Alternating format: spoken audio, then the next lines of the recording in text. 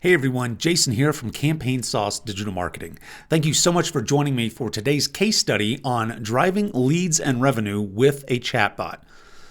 So, of course, you're going to have a question about who in the world is this guy? Well, I've been self-employed for about 20 years.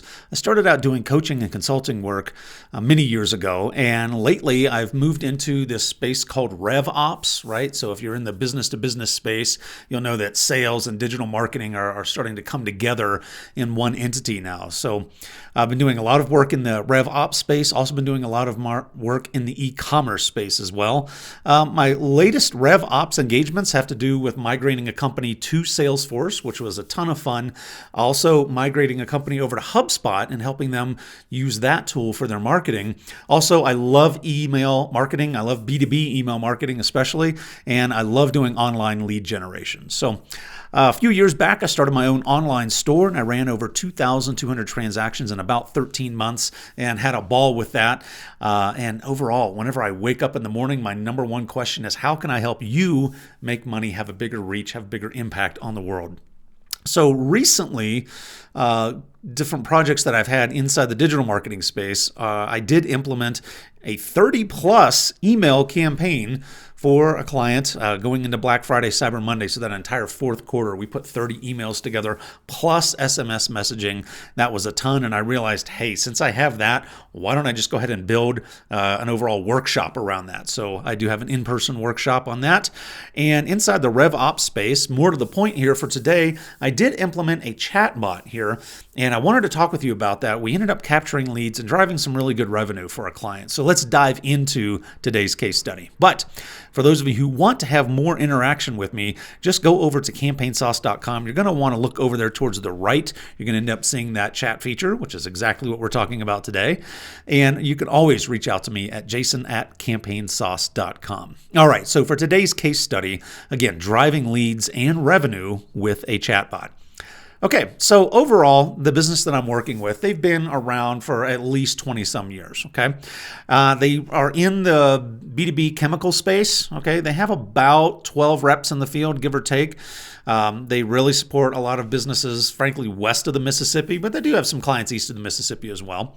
They do have support staff who are in the office, and the owner just kept saying, hey, our phone isn't ringing like it used to. I remember way back when we first got our website put up, and this was, I think, back around 2006. It's like as soon as that thing went up, our phone started ringing off the hook, right? So he was kind of missing the glory days and saying, wow, things just aren't happening the way they used to with our phone ringing and people saying, hey, wow, I saw such and such on your website. Tell me more about it.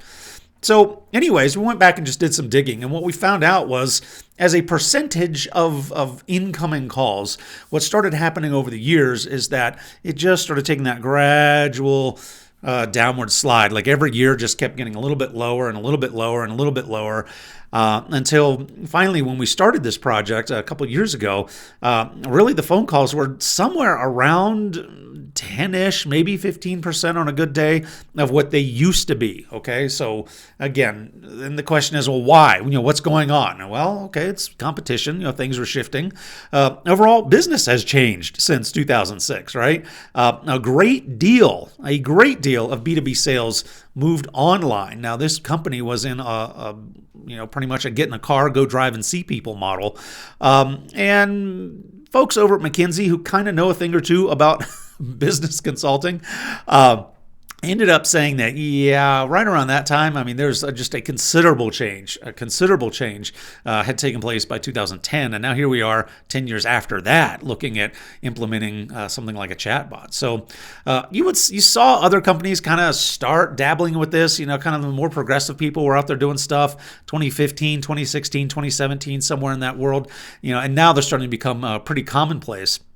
Well, what we started off with was a really simple tool that was recommended to us, and it was just called Drift, okay? And it's a great standalone tool. We really liked it. At the time, the suite of tools that this company had available to it, they didn't have a chatbot that was already built into anything else they were using. Nowadays, there are some platforms that you buy and the chatbot kind of comes with it. Well, back then, we didn't have that, so we found this tool. It was great. The price point was fantastic, so we implemented it. Again, it's called Drift. And it's a standalone guy. You can just have it on your website.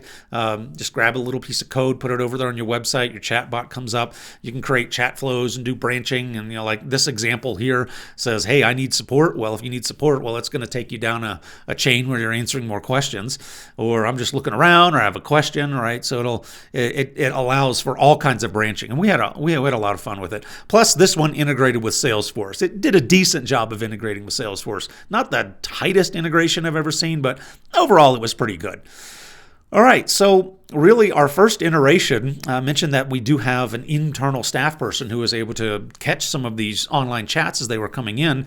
So we had a person here to monitor it, and it was fun, just to see these things starting to pop up every now and then. Was kind of fun to see after we first got it turned on. And we did chat automations everywhere, right? Okay, so we obviously have one on the home page. Hey, do you have a question? Hey, are you just looking around? So kind of like the screen capture that you just saw. But we also had multiple product specific, okay? So if you happen to land on this particular page on the website, you're trying to solve a particular problem in your company. So we would then ask questions specific to the problem they were trying to solve, so that by the time the lead came to us, wow, we already knew what page they had landed on. We know how bad their problem is, and we had an idea of how big the plant is. So anyway, it was just fantastic. We really enjoyed it. And these leads were super qualified. Like by the time somebody had gone through, answered questions on a chatbot, and they were reaching out to us for more help, yeah, they were really qualified. In fact, I think those guys, by the time that they were super qualified, we were getting close to a 50% close rate on that, which is perfect, right? Really good. So we were really, really happy with that. And what does the front look like? Well, we would just schedule it to where whenever we had the person who was here to man the chats, well, Monday through Friday, obviously business hours, well, it was the chatbot was turned on and would say, hey, how can we help you, right? Nights and weekends, hey, we're going to get the out of office message, right? So pretty common stuff. But we did end up using that feature there about having people on nights and weekends. We were surprised to see that we had a pretty good response rate. The types of businesses that we service, they ended up being plants that operate on a 3-shift schedule, so they're operating 24 hours a day. So they kind of, sort of expect someone to be around, but they were at least open to leaving their name and email there on the nights and weekends. So anyway, really good stuff. All right, so you must be thinking, well, Jason, you have to have somebody just like sitting on that chatbot like all the time. We've got to have somebody watching that chat all day, every day. Not really. No, not really. In our second iteration of having chat, so roughly about after the first 18 months, that support person who was in the office ended up going elsewhere. So we lost that dedicated support staff here in the office. So we just settled back with 2 automations. We just did a general homepage automation, and then we did the out of office. And this is what it looked like when we were in the office.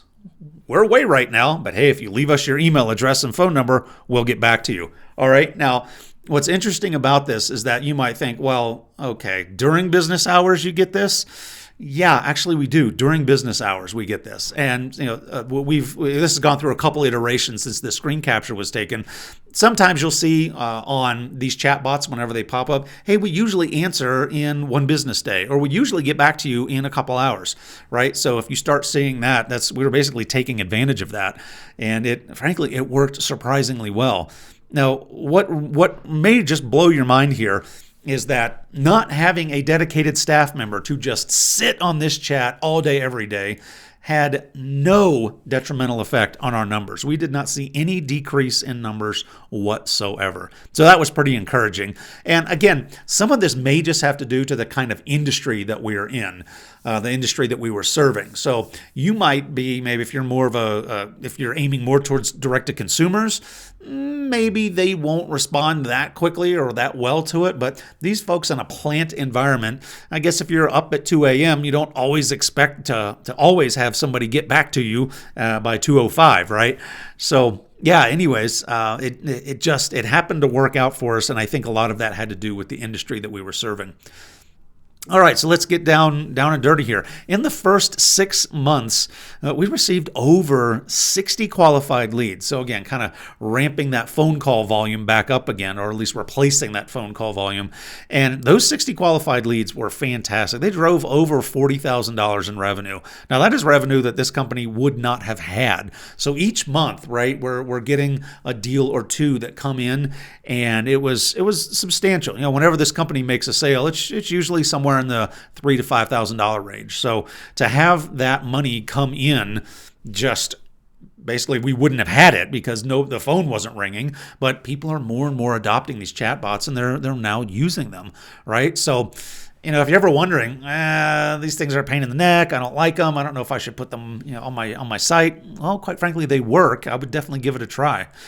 So again, if you want to reach out to me and you want to get a chatbot going on your site, again, you're going to want to go over there towards the right-hand side. Look for my chatbot over there on the side. Go ahead and drop off your name and phone number, and again, I'll get back to you right away.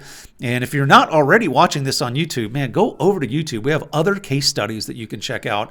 And again, you can always reach out to me at my email, which is jason@campaignsauce.com. Thanks so much, and hope you have a great day.